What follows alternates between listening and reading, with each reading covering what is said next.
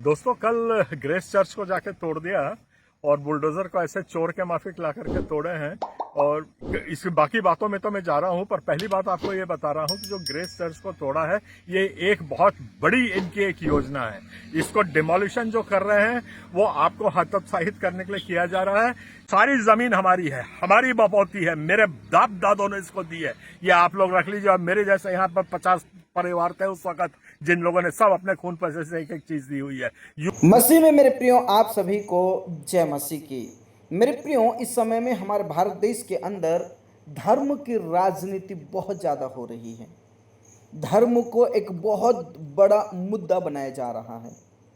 हमारे भारत देश की सरकार महंगाई, बेरोजगारी, भ्रष्टाचारी पर बात बिल्कुल नहीं करेंगे, बल्कि जो धर्म है उसके ऊपर बात करेंगे। और धर्म की आड़ में गुंडागर्दी, धर्म के नाम पर लड़ाई झगड़ा, धर्म की आड़ में नफरत फैलाई जा रही है। और जितने भी प्रार्थना स्थल हैं, प्रार्थना भवन हैं, उन्हें अवैध करके तोड़ा जा रहा है। कुछ ऐसी ही घटना छत्तीसगढ़ से निकल कर आ रही है, जो कि ग्रेस चर्च है उसको ऊपर बुलडोजर चलाया गया, उसे तोड़ा जा रहा है। इस बात को लेकर छत्तीसगढ़ क्रिश्चियन फोरम के जो अध्यक्ष जी हैं, उन्होंने भयंकर चेतावनी दी है।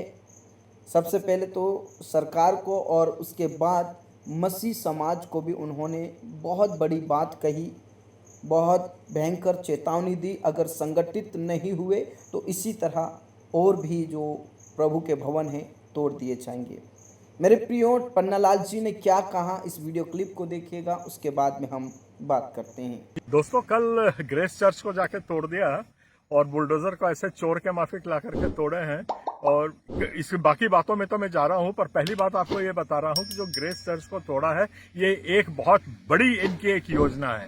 इसको डिमोलिशन जो कर रहे हैं वो आपको हतोत्साहित करने के लिए किया जा रहा है, ये आप लोग समझ जाइए। अब दूसरा चर्च है और अभी मैं खुल के बोल रहा हूं, कई बार बोल चुका हूं, पर कोई सुनने वाला नहीं था। सेंट पॉल चर्च तैयार हो जाए, वो कभी भी टूटेगा। दूसरा चर्च जो राजा तालाब में है, चर्च ऑफ गॉड वगैरह, वो निशाने पे है, शायद आप लोगों को नहीं मालूम है, मुझको मालूम है। वहां पे भी दूसरी आपत्ति उठने वाली है कि मंदिर के सामने है और हमारी मंदिर में व्यवधान पहुंचाता है। ऐसे ही चोर के माफिक आएंगे और आप लोग सब आपस में ही लड़ते रहिए। और मैं चर्च ऑफ गॉड है उनको बोलता हूं, उनको पड़ोसी पे ज्यादा भरोसा है, उनको अपने बेटों पे विश्वास नहीं है। और यहाँ तो सेंट पॉल और सीएनआई का जो मैं बोलूं वो तो बहुत कम है। निष्कासित करेंगे, सब कुछ करेंगे, पर अभी उनके घुग्गी बंद है, अभी जाकर के वो उसका सामना नहीं कर पा रहे हैं। बजरंग दल के लिए आप वो लेकर के चली जाती है, ज्ञापन को दे सकती है, वो सबके लिए उसके पास समय है। लोगों देखो, एक बात समझ लो, ये सारी जमीन हमारी है, हमारी बपौती है, मेरे बाप दादों ने इसको दी है। ये आप लोग रख लीजिए। और मेरे जैसे यहाँ पर 50 परिवार थे उस वक्त, जिन लोगों ने सब अपने खून पैसे से एक एक चीज दी हुई है। यूसीएमएस क्या था, ये क्या था, और बाकी जितनी सोसाइटी थी, ये इनके खाने के लिए और अय्याशी करने के लिए ये जमीन नहीं है। ये जमीन के मालिक आप हो और इस जमीन के मालिक हम हैं। इस पे जो हम बोलेंगे वो चलेगा। कैनिंग बैठा हुआ वहां करोड़ों खाए, यहाँ नितिन लॉरेंस बैठा हुआ करोड़ों खाए, वो सुषमा स्वराज वहां पे जाकर के निष्कासित करता है। ये सब हमारे ऊपर कोई थोपा नहीं जाएगा। हम स्वतंत्र हैं, थे और रहेंगे। ये जमीन हमारी है, ये चर्च हमारा है, ये विश्वास हमारा है, हम किसी को नहीं तोड़ने देंगे। आप लोग आंख बंद करके मेरे साथ आ रहे हैं तो आ जाइए, और मेरे पीछे काटने के दौड़ना है, मारना पीटना है तो मेरे पीछे भी आप आ जाइए। मैं डरता नहीं हूं और मैं लड़के रहूंगा। अब मैं बात कर देता हूं ग्रेस चर्च की। ग्रेस चर्च को मैंने खुद पीसी सिंह के साथ भिड़ करके 10,000 फीट जमीन वहां पे दिलवाई थी।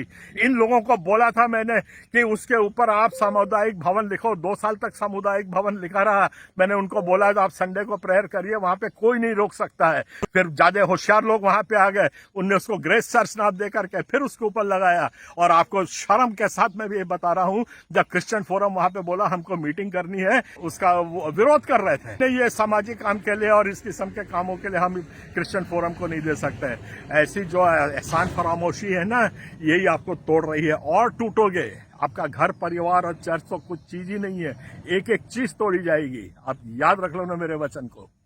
और अभी भी आपका समय है कि आप एकजुट हो जाओ और हमारी जो पीढ़ी है, जो जवान पीढ़ी है, वो जो आज सो रही है ना, तुम सोते ही सोते मर जाओगे अगर आज नहीं जागे तो।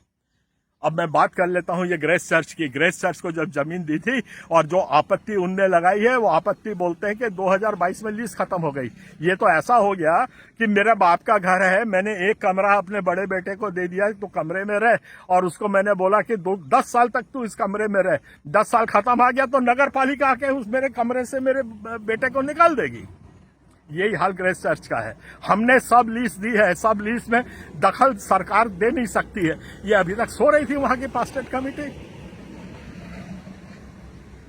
ऊपर से हमको बोलते हो कि नहीं वो सामुदायिक भवन चर्च में कर रहा है। कौन सा सामुदायिक भवन अपना वहां पे दुआ प्रार्थना के साथ काम नहीं चालू करता है?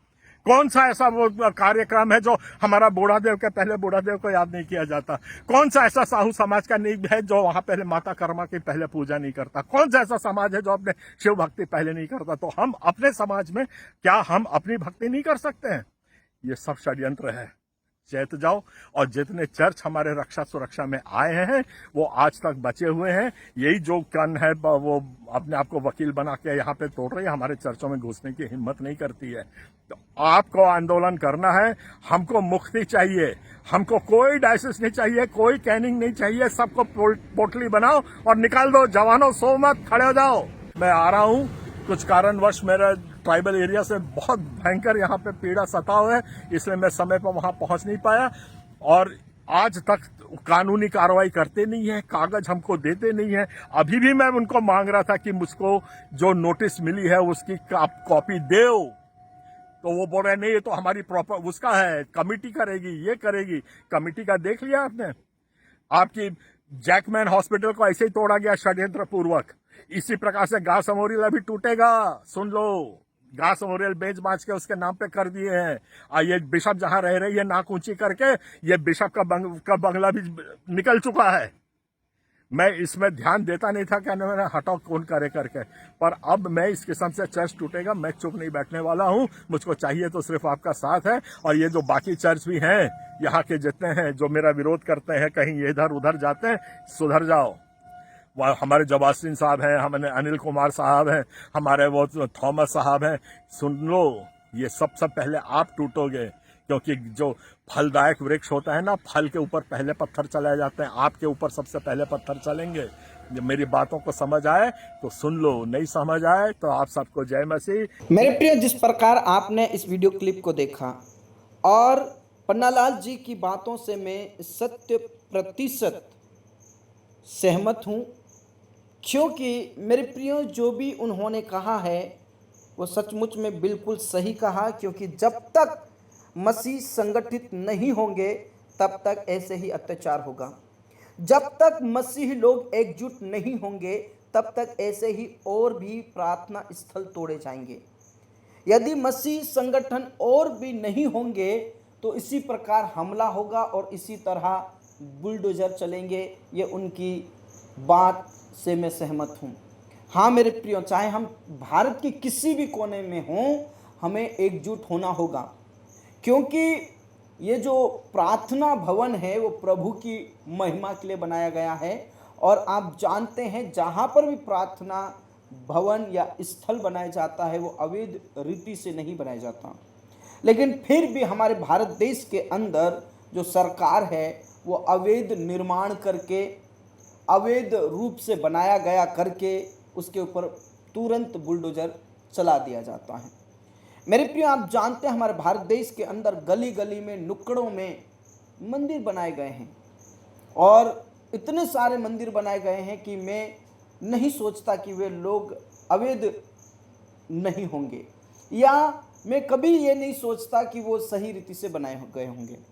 क्योंकि मेरे प्रियो, आप देख रहे हैं किस प्रकार हमारे भारत देश के अंदर चल रहा है। अभी अभी पता चल रहा है कि जो आरएसएस है वो इतनी बड़ी, जो अपने आप में एक बहुत बड़ा संगठन है, फिर भी वो रजिस्टर्ड नहीं है। वो अवैध रूप से अपने संगठन को चला रहे हैं। तो आप उस बात को समझकर आप अंदाज़ा लगा सकते हैं कि जो गली गली में, नुक्कड़ों में मंदिर पाए गए हैं, क्या वो अवैध रीति से नहीं बनाए गए होंगे? आज आरएसएस के जो चीफ हैं मोहन भागवत कहते हैं कि हमें इसका जवाब देना कोई ज़रूरी नहीं है कि रजिस्टर्ड क्यों नहीं है, इसका फंड कहाँ से आता है और कहाँ को जाता है, कुछ भी हमें कुछ करने की ज़रूरत नहीं है, ऐसा उन्होंने कहा है। तो ये सरकार किसकी सहायता कर रही है, किसको सपोर्ट कर रही है? इन गोबर भक्तों का, जो कि गोमूत्र पीते हैं और गोबर खाते हैं। इनकी मानसिकता यही हो गई है। और मेरे प्रियो देखिए हमारे भारत देश के अंदर क्या चल रहा है। धर्म के नाम पर गुंडागर्दी और आतंकवादी का काम कर रहे हैं, और जो प्रार्थना स्थल जहाँ पर शांति रूप से प्रार्थना की जाती है, उस भवन को, उस स्थल को तोड़ रहे हैं। लेकिन मैं और आप अगर एकजुट हो जाएं, संगठित हो जाएं, तो ये हमारा कुछ भी नहीं बिगाड़ सकते। हाँ मेरे प्रियो, पन्नालाल जी से मैं 100% सहमत हूँ। हम सबको जागृत रहना होगा, हम सबको संगठित रहना होगा, क्योंकि प्रार्थना स्थल प्रभु के महिमा के लिए बनाया गया है, और परमेश्वर पिता अपनी महिमा किसी को नहीं देता। मेरे प्रियो, हमारा परमेश्वर बहुत महान है, और जहाँ पर प्रार्थना सभा होती है, प्रार्थनाएं होती, वहाँ पर परमेश्वर की उपस्थिति होती है। लेकिन मैं विश्वास करता हूँ कि प्रभु परमेश्वर इससे भी बड़ा भवन खड़ा करेगा, जहाँ पर परमेश्वर की महिमा होगी। बस मैं लास्ट में यही कहना चाहूँगा कि हम सबको एकजुट होकर, संगठित होकर रहना होगा, और इन लोगों का मुंह तोड़ जवाब देना होगा। बाकी इन सारी बातों से आपकी क्या राय है, आप ज़रूर हमें अपनी राय कमेंट बॉक्स में दीजिए। God bless you. सबको जय मसीह की।